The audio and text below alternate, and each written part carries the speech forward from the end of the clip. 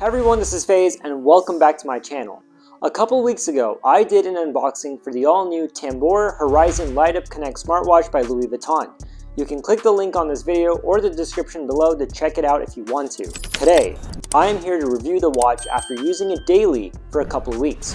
In this review, I will go over design, software, performance, battery life, features, and functionality, and then answer the question I've been receiving the most. Is this $3,500 watch actually worth it? Let's begin by talking about the design. The design choices made by Louis Vuitton are relatively interesting and they may not be for everyone. I personally quite like it and do feel like it'll grow on you as you use it more and more. It looks like a traditional timepiece but with futuristic elements. The watch face is round and sports a sapphire glass surrounded by 24 LED lights that animate the signature Louis Vuitton monogram ring, like a dancing kaleidoscope of colors that create a nice glow-in-the-dark animation whenever the watch is activated. The display size is 1.2 inches and it's a pretty decent size, though it may look fairly large on smaller wrists. It also features a ton of great built-in watch faces that echo Louis Vuitton's design aesthetics and gives you tons of customization options. So, the watch can always feel fresh and new every single day and can be molded to the preferences of its owner. The watch is stainless steel and has the LV logo engraved on its dial.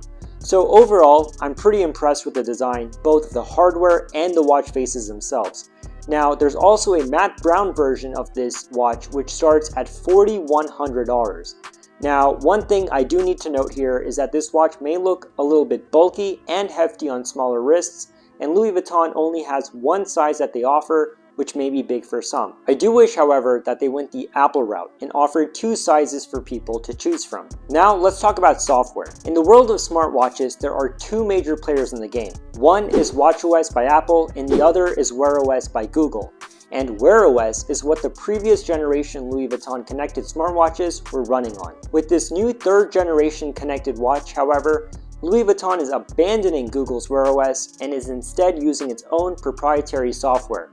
I must say it is quite intuitive, and coming from an Apple Watch, after a day or so of using it, it's fairly simple and it offers a nice visual experience as well. What I do like about this software is how customizable it is, just like the watch faces. In fact, Louis Vuitton claims that this is the most customizable smartwatch in the world. I personally don't think so because I have used the Apple Watch ever since it first came out, and I do find the Apple Watch to be way more customizable. But for what Louis Vuitton offers, it lets you customize the watch faces, but more so the colors for the user interface. There are 8 dial configurations. Just rotate the crown to go through all different watch faces, and when you click the top button, it allows you to go through various different color schemes. So you can probably tell by now, Louis Vuitton wants to make sure it's very easy to change the look and feel of the watch faces. The button underneath the crown is customizable for pulling up your favorite apps such as stopwatch, weather, alarms, calendar, and much more. You can also choose which notifications you wish to see by toggling in the settings on the LV Connect app on iOS or Android. And on this LV Connect app, this is where you can get clearer explanations on its different modes and shortcuts. The watch offers 4 modes. Blossom, which displays all the graphic-heavy animations at maximum intensity. Explorer, which balances the animations and performance with battery life. Submarine, which is kind of like a do not disturb mode, which basically silences all your notifications and lights. And lastly, Saver mode, which basically turns off all the performance-heavy features and only has the essential functions of the watch on to get the maximum battery life. When you swipe up, the control center shows up, which gives you quick access to display your current mode, battery life, and shortcuts. When you swipe down, you get to view the notifications, and when you swipe right, you get through 5 built-in app widgets that Louis Vuitton offers, like calendar, heartbeat monitor, steps count, and weather and air quality in your area. You can obviously reorder these and customize the way you would like it. To the right of the home screen, you get a page for your upcoming travel, which will show your upcoming trips and your hotel and plane information, such as your booking confirmation and boarding pass, amongst other information. Also, the watch features an always-on display, which is a first for a Louis Vuitton connected watch. However, there's one thing that is nice, but not always practical depending on the situation, and that's the LED lights. They always light up whenever you get a notification or a phone call. Sometimes it's really cool to see, but when I'm at a dinner or just any place with people around me, I do find it a tad bit annoying as it draws a lot of attention. Of course, some may love this, but if you're like me and don't want lights to go off every single time you get a notification or an alert, you can definitely limit the lights in the settings.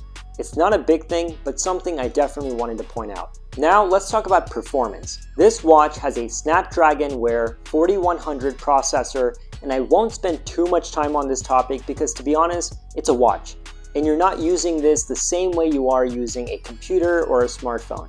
You're literally just glancing at it throughout the day here and there.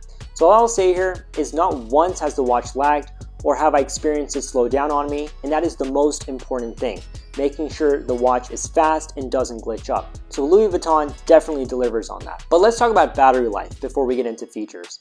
I get about a day of battery on average, but that also depends on the LED lighting usage, and I'm always on Explorer mode. Regardless, I feel like the battery life could be better, but either way, you have to charge this every night before you go to bed, and that's pretty much the same with all smartwatches these days. Now, let's talk about the final topic, which is features. This is where I unfortunately feel the watch really lags. Yes, it's a beautifully designed watch with amazing customizable watch faces, but when I get a text message, for an example, I can view it, but I cannot reply. It gives me zero options to reply either by a keyboard or even voice. Same goes for phone calls. It'll vibrate and show me who is calling, and I can accept or decline the call, but I can only take the call from my phone. I cannot send or reply to messages and calls, which does get a little frustrating. Also, this does not support Apple Pay or Google Pay, so that is annoying because though it has NFC built into this watch, it is only compatible with Alipay, which is a contactless payment system only available in China, so if you're anywhere outside of Asia, you cannot pay through the watch. Another thing to mention is that you can only view certain notifications from certain apps from your phone.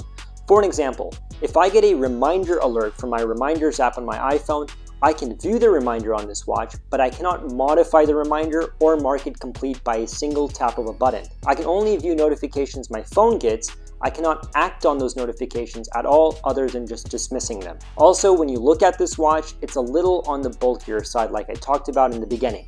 So you assume the bulk is there maybe because there are some power-packed health sensors, but you only get a heart rate monitor and you can track your steps. That's pretty much it. Whereas an Apple Watch priced at just a few $100s can do so much more, from checking your blood oxygen, tracking your calories, tracking your fitness and exercises, and way more.